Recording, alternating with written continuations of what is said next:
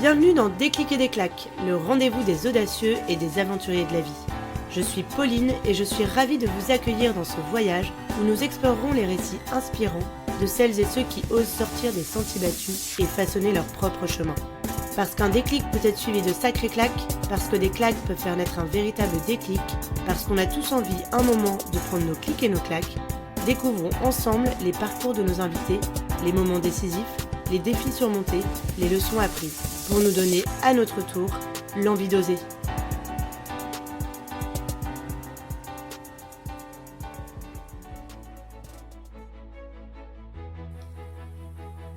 Aujourd'hui, je reçois Camille Delapoise, une comédienne pour qui le théâtre est bien plus qu'une simple passion.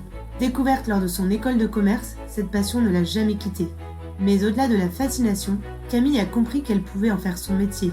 Des années de persévérance, de détermination, des moments de déclic et de remise en question, elle a su tracer son chemin en multipliant les casquettes pour vivre aujourd'hui pleinement de sa passion. Salut Camille! Salut Pauline! Je suis ravie de t'accueillir dans le podcast Déclic et des claques. Avant d'entrer un peu plus dans ton parcours de comédienne et de comprendre un peu tout ce qui s'est passé un peu depuis quelques années, je voudrais essayer de comprendre un peu d'où tu viens. Dans quel milieu t'as grandi? Est-ce que t'étais au contact d'artistes ou pas du tout? Raconte-moi un peu. Alors moi j'ai grandi à Nantes, la majeure partie de mon enfance, avec une petite parenthèse à Vannes pour mon lycée. Dans ma famille, il n'y a pas vraiment d'artistes. Il y a des très bons dessinateurs, notamment mon frère, mon père, mon grand-père qui dessinait très bien aussi. Mais pas d'artistes, en tout cas pas de comédiens ni de comédiennes.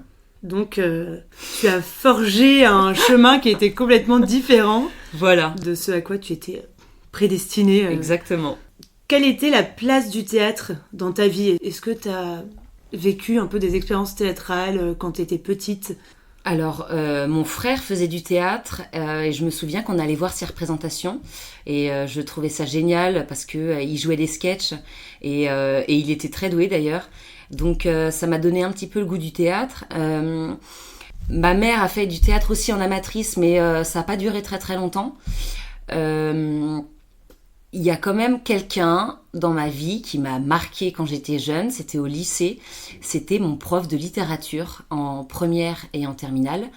J'étais en L, le prof avait disposé les tables en U, et ce monsieur qui s'appelait Monsieur Thibout avait une dimension théâtrale quand il donnait ses cours, c'était assez spectaculaire, et notamment il adorait imiter Louis de Funès. Et nous on était au spectacle en fait, il nous a transmis, enfin en tout cas il m'a transmis ce goût-là. Il m'a beaucoup marqué parce que c'était la première fois que je voyais quelqu'un qui était comme sur une scène en fait. Il était au milieu de nous, il donnait ses cours et c'était un plaisir de l'écouter. Et il t'a donné envie de faire du théâtre? Et figure-toi que en deuxième année du cours Florent, je suis retournée à Vannes et je suis allée le voir, ce monsieur Thibout. Et en fait, ça me tenait vraiment à cœur de le revoir et de lui dire que c'était en partie grâce à lui que j'avais voulu être comédienne. Et avant les cours Florent, puisque tu nous parles des cours Florent, t'as fait une école de commerce. Ouais. Avant ça. Tu voulais faire quoi, finalement? Alors, à la base, moi je voulais à la base travailler dans l'édition. Bon, finalement ça s'est pas fait, je saurais pas trop expliquer pourquoi. Et en fait, naturellement, j'avais mon beau-frère qui bossait dans une école de commerce, mon père qui bossait dans le marketing, et donc naturellement, je veux dire que j'ai été un petit peu forcément influencée, mais j'ai fait cette école de commerce pendant 5 ans. Donc j'ai fait mes 4 premières années à Nantes et ma dernière année à Paris. Et à quel moment, dans tout ce parcours, tu as découvert le théâtre, toi en tant que comédienne?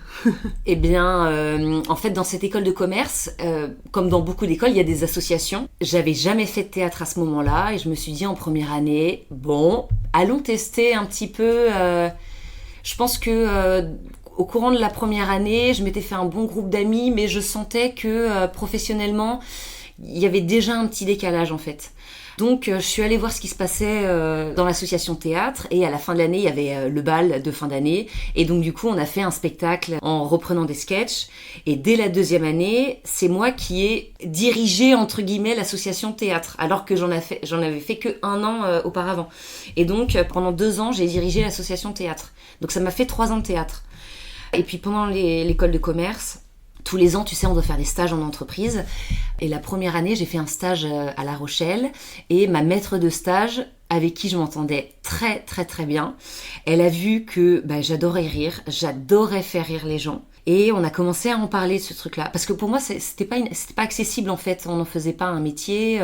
Mes parents m'en avaient jamais parlé comme ça. C'était au mieux une lubie, quoi, qui allait passer. Et cette maître de stage, je dois dire que elle a planter une graine dans ma tête en me disant en fait Camille, c'est un métier qui existe, c'est possible de le faire. Et je me suis dit ok. Et du coup c'est à ce moment-là la graine était plantée. La graine était plantée ouais. Et elle a germé petit à petit. Et comment elle a ça germé, s'est passé à quel moment tu t'es dit que tu transformerais cette passion en métier? Est-ce que c'est une réflexion qui s'est faite petit à petit? Ou est-ce qu'il y a vraiment eu un moment, un déclic fondateur? En fait, ce stage, avec le recul, je pense que ça a été un déclic pour moi. Et dès la 2e année d'école de commerce, je me souviens avoir convoqué mes parents au restaurant et mon frère en disant « Je veux faire du théâtre ». Bon, là, j'ai eu des visages en face de moi livides. Et donc du coup, ils étaient très inquiets, forcément parce qu'il n'y avait pas d'artistes dans ma famille. Donc l'accord qu'on a trouvé, bon ils étaient apparemment plus d'accord que moi, mais c'était que j'ai mon diplôme et que ensuite j'aille voir ce qui se passait dans le théâtre. Donc ça m'a jamais quittée. Je suis quand même allée jusqu'aux 5 années d'école de commerce. J'ai joué le jeu, je faisais partie du BDE, de l'association théâtre, j'ai essayé de faire des stages qui me plaisaient et dans lesquels je pouvais m'épanouir. Je suis partie à Montréal en 4e année pour faire un stage pour l'Orchestre Symphonique de Montréal. Donc en fait, à travers mes stages, j'essayais de me rapprocher du milieu culturel pour voir un peu ce qui se passait et pour ouvrir un petit peu les écoutilles. Et tout ça, en fait, ça a conforté mon envie de me rapprocher du théâtre. Et ma dernière année d'école de commerce que j'ai faite à Paris, déjà c'était pas anodin, je montais à Paris pour me rapprocher, voilà, c'était pas pour rien, je voulais me rapprocher des écoles de théâtre.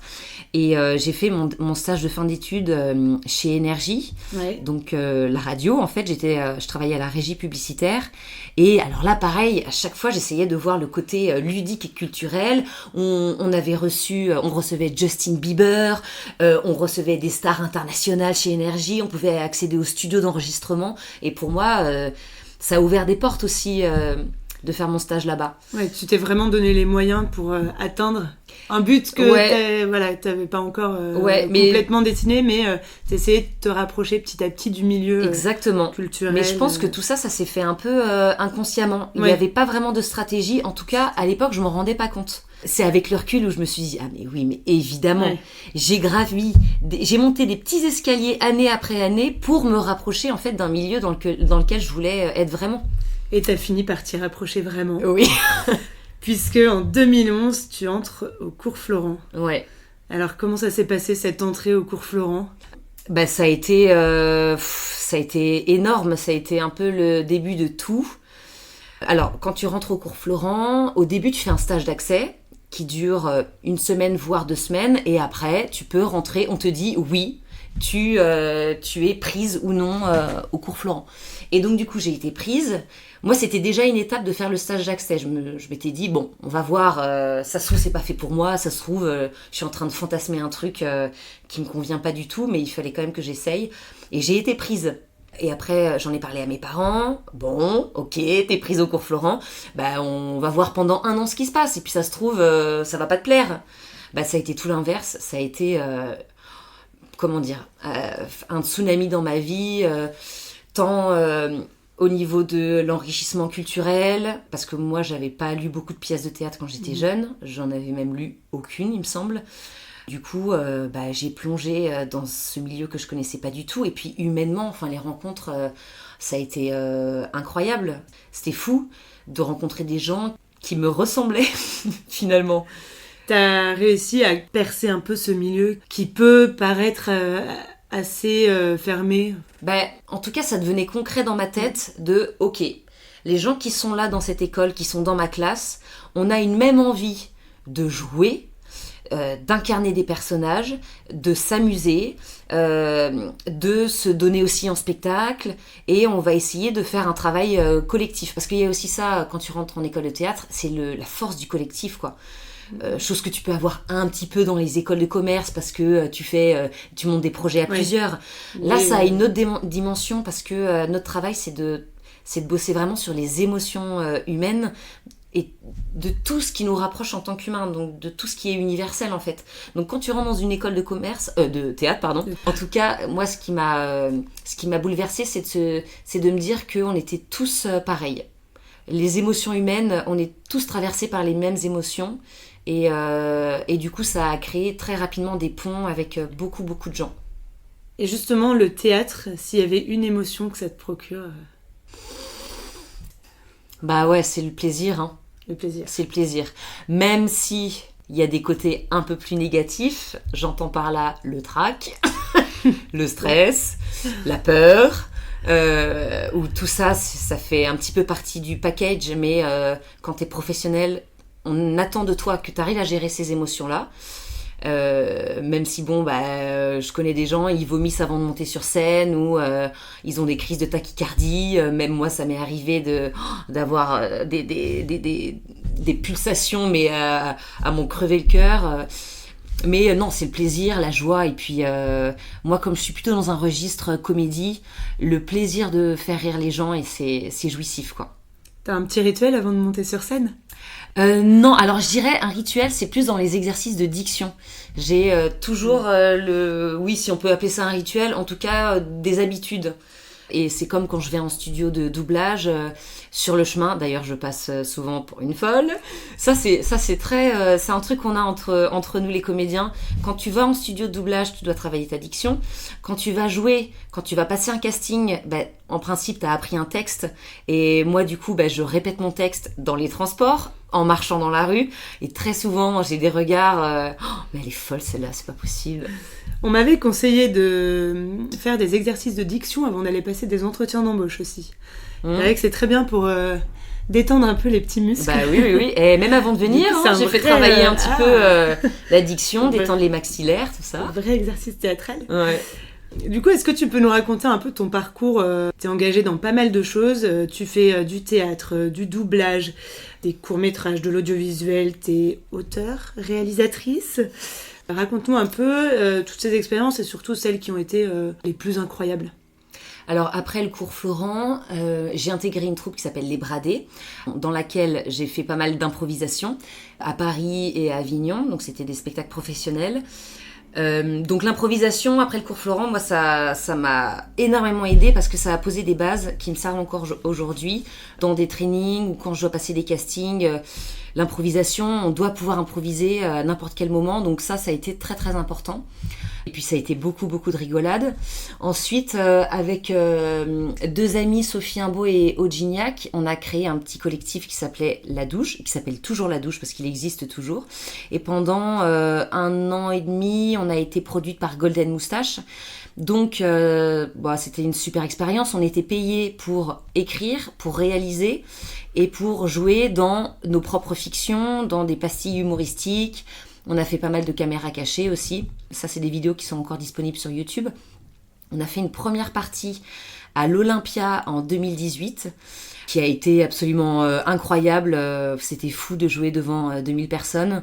Moi, j'avais pas mal de ma famille qui était dans la salle, donc un peu de pression, mais c'était grandiose. Vraiment un très très grand moment. Et puis ensuite, j'ai continué à écrire, à réaliser de mon côté. Avant le confinement, il y a 5 ans, j'ai fait un one-woman show à Nantes que j'ai joué une 30aine de fois. Ça a été une super expérience. Il y avait du monde qui venait en salle et puis ça m'a permis d'avoir mon statut d'intermittente. Donc c'était vraiment une expérience assez précieuse. Et puis entre-temps, j'ai commencé à travailler dans le doublage. Donc doublage de séries et de films pour des plateformes comme Netflix, Amazon, Disney. En parallèle, je fais toujours des voix pour des documentaires, type National Geographic, mais je fais aussi des voix pour des émissions américaines, type Ink Master par exemple. C'est une émission sur des tatouages que tu peux voir sur MTV par exemple. Je fais aussi des voix pour des jeux vidéo. Ça, je continue toujours à le faire et ça m'a énormément formée au niveau du jeu. Sinon, en parallèle, alors depuis 8 ans, avec les Bradés, on continue à jouer un spectacle dans les lycées. C'est une forme de théâtre un peu particulière, ça s'appelle du théâtre forum. Et en fait, c'est du théâtre participatif. On fait des interventions sur le thème du sexisme.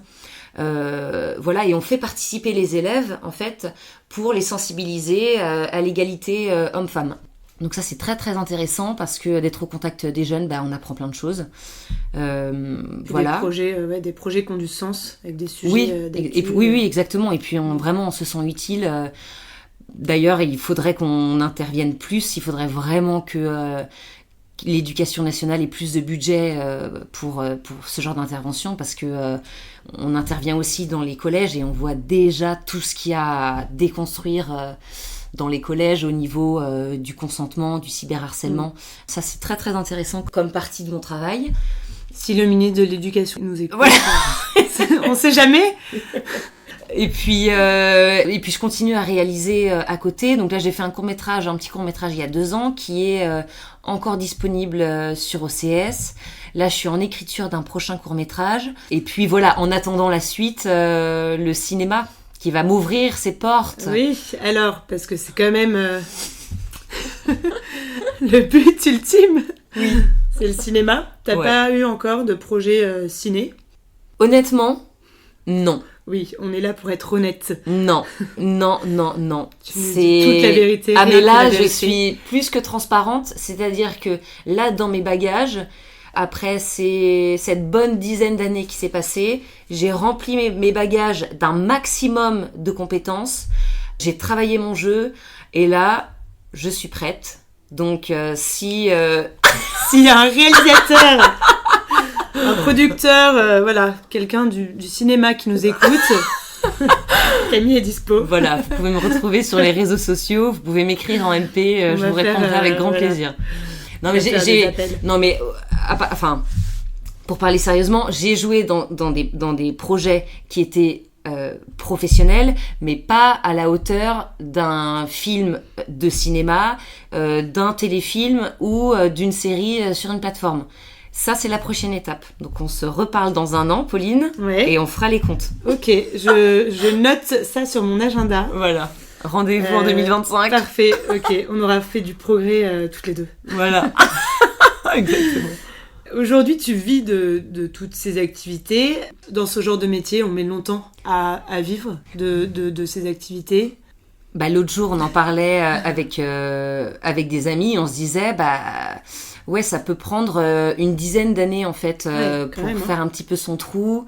Et du coup, pendant ces 10 ans, moi tu fais au début, des petits boulots à côté, etc. Au début, j'en vivais pas. Donc, déjà, pendant mes études au cours Florent, j'avais un job. Donc, j'ai commencé par être vendeuse chez Nespresso, à la Madeleine, rue Tronchet. Et je me suis fait virer au bout de 2 mois parce qu'apparemment, j'avais, motif qui est réel, c'est une vraie histoire, parce que j'avais trop de joie de vivre. Et que je n'avais pas. C'était un gros problème parce que apparemment je déconcentrais les équipes et que je n'avais pas la Nespresso attitude. What else ? Mot pour mot, c'est ce qu'ils m'ont dit. Et le pire, c'est que je l'ai vécu comme un échec. Donc après, je suis restée dans le quartier, je suis allée frapper à la porte de Decathlon et ils m'ont embauchée et je suis restée 5 ans chez Decathlon, vendeuse 15 heures par semaine au rayon sport d'eau, natation et voile. Trop bien. Ouais. Et là, c'était cool. Ça te permettait de vivre tout en creusant ta passion à côté. C'était en tout cas une petite base de revenus qui me permettait d'avoir du temps pour passer des castings, pour créer à côté et puis pour gagner un peu de sous avec les débuts de mon métier, quoi. Tu viens de me dire un mot intéressant, il y a 30 secondes, le mot échec. Et je voudrais qu'on en parle un petit peu. J'imagine, alors je ne connais pas tous tout l'envers de ton parcours. J'imagine que tu as été confronté à des échecs, des opportunités qui se fermaient, des castings ratés. Comment tu as géré ça? Parce que non, mais parfois, moi je suis persuadée qu'on peut sortir plus fort d'un échec, que ça permet de rebondir sur autre chose. Est-ce que tu crois en ça? Ou est-ce qu'il y a vraiment des échecs qui t'ont mis à plat et... Bon, non, puisque t'es là. Et ta joie de vivre, elle n'a pas plu un espresso, mais moi elle me plaît bien. C'est sûr que dans ce métier-là, c'est plus un métier d'échec qu'un métier de réussite. Ça, je pense qu'il faut l'intégrer assez rapidement. J'ai connu des échecs qui ont été, un peu douloureux, mais qui m'ont toujours permis d'en retirer du positif. J'ai eu un échec l'année dernière que j'ai très mal vécu, et finalement, c'était l'échec qui arrivait au bon moment parce que j'avais besoin cruellement de me remettre en question sur certains points, et j'en ai eu besoin de cet échec. Je pense qu'au début, oui, ça fait mal, c'est sûr, parce qu'on a envie que ça aille vite, parce qu'on a envie de mordre la vie, d'aller sur tous les projets possibles, mais en fait, tout n'est pas fait pour nous. Et puis, dans le cadre d'un casting, je pense qu'il faut aussi accepter le fait que quand tu vas à un casting, même si tu penses que le rôle est vraiment fait pour toi, ce que tu peux faire, et ça tranquillise un petit peu l'esprit, ce que tu peux faire, c'est remplir ta part du contrat. Remplir ta part du contrat, c'est apprendre ton texte, arriver à l'heure, être disponible, dire bonjour à tout le monde, dire un petit mot sympa, être à l'écoute, être souple. Et si tu as déjà fait ça, tu as rempli ta part du contrat. Tout le reste, lors d'un casting, ça ne dépend plus de toi.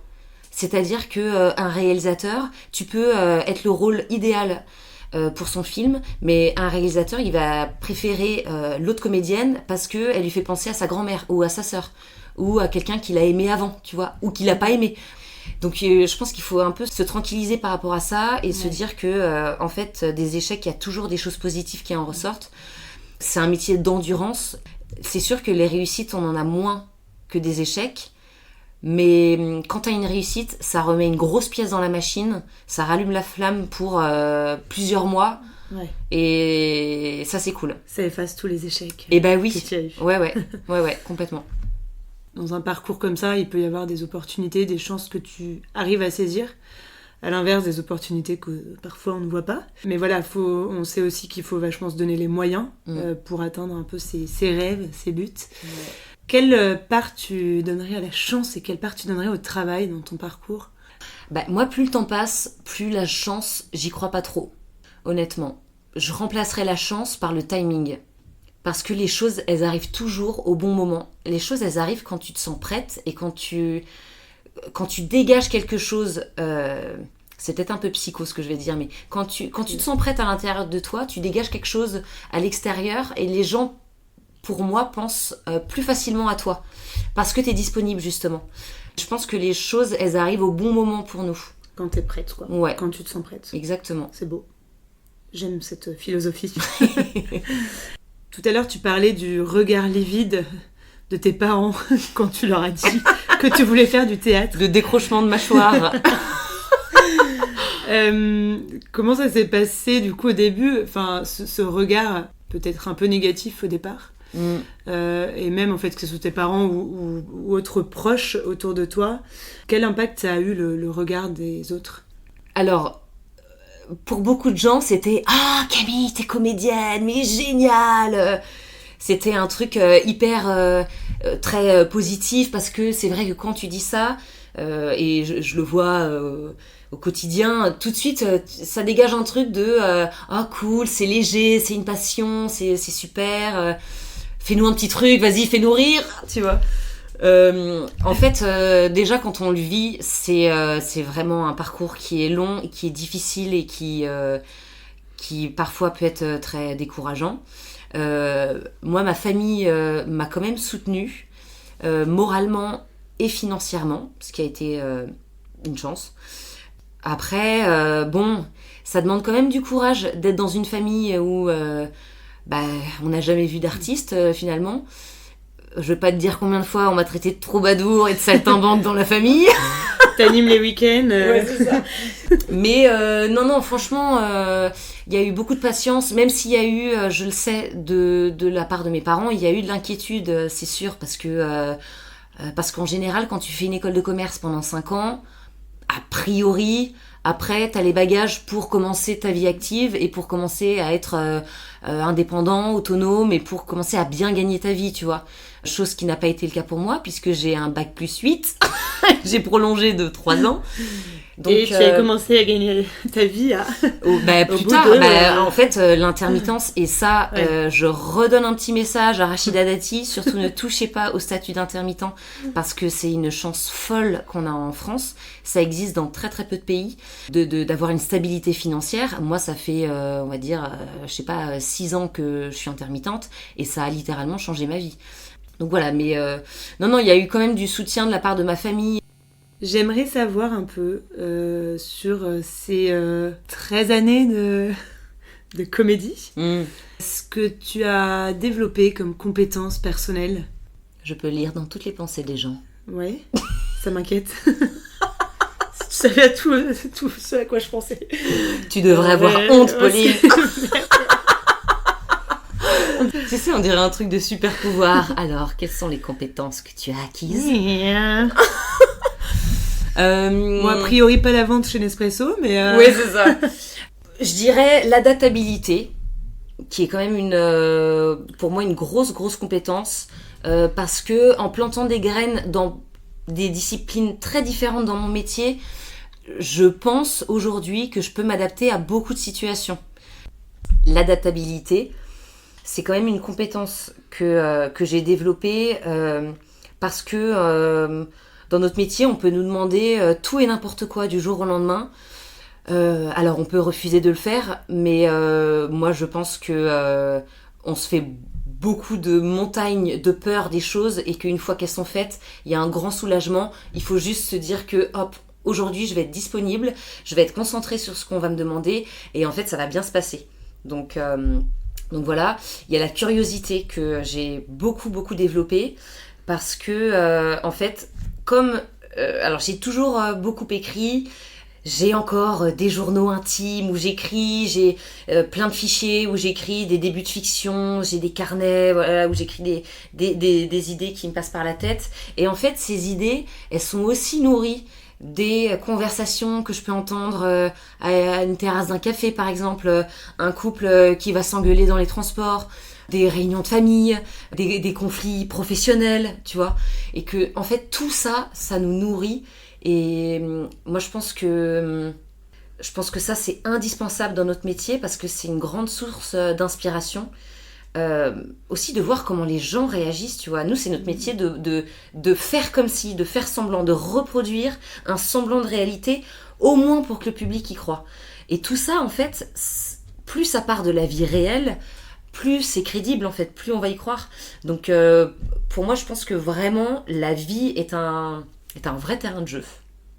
Dans la curiosité, tu mets aussi toutes les formations que tu fais. J'ai vu que tu faisais régulièrement des formations coaching vocal, jeu clownesque, doublage, etc., des formations en impro. Ouais, alors pour 2 raisons j'ai fait toutes ces formations. C'est que je considère qu'il n'y a pas une méthode pour être un bon acteur ou une bonne actrice.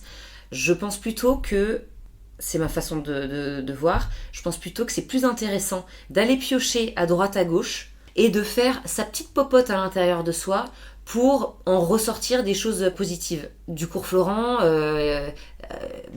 j'y suis restée 3 ans, donc je vais pas critiquer cette école, mais il y a eu des choses moins agréables à vivre et il y a eu des choses hyper positives à vivre.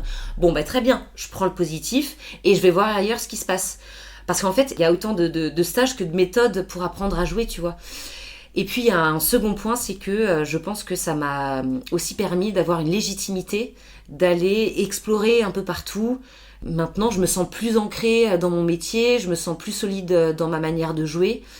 Oui, c'était peut-être des petites cases à cocher, tu vois, sur mon CV. Bon, j'ai fait ça. Ok, c'est bon, maintenant, j'avance, quoi. Et si c'était à refaire tout ça, tu referais tout pareil ? Presque. Oui. Ouais. Oui.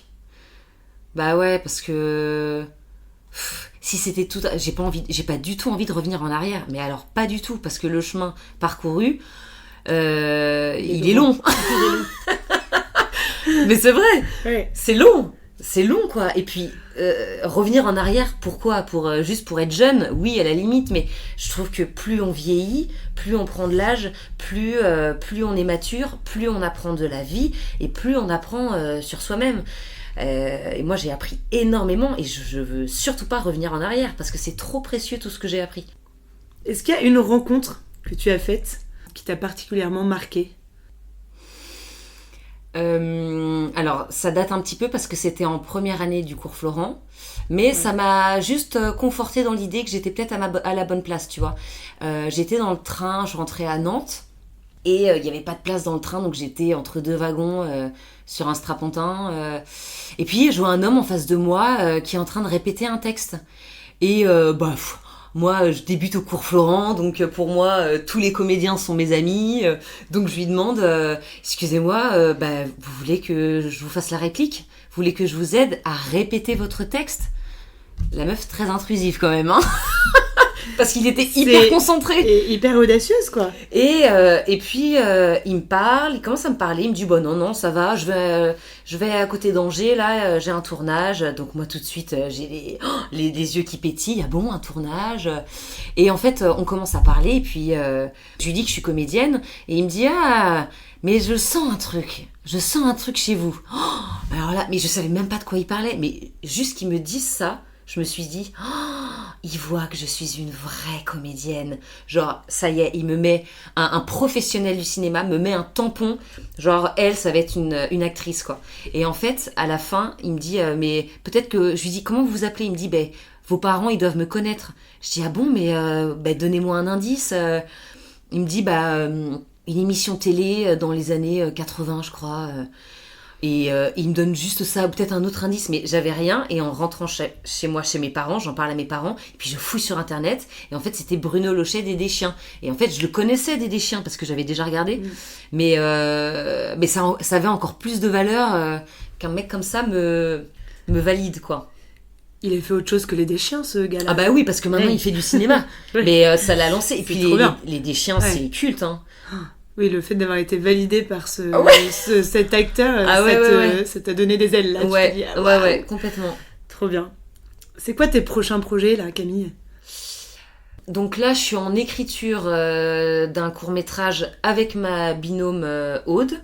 On est en train d'écrire un court-métrage un peu long. Je pense que ça se rapproche plus d'un moyen-métrage. Sur un road trip avec... comme thème le deuil et l'amitié. C'est une comédie assez absurde et on s'éclate à l'écrire. Et puis moi, je suis en écriture d'un projet solo aussi, court-métrage. Et puis après, le doublage, je continue. Les voix de documentaire, je continue. Là, je pars à Madrid ce week-end pour tourner une pub.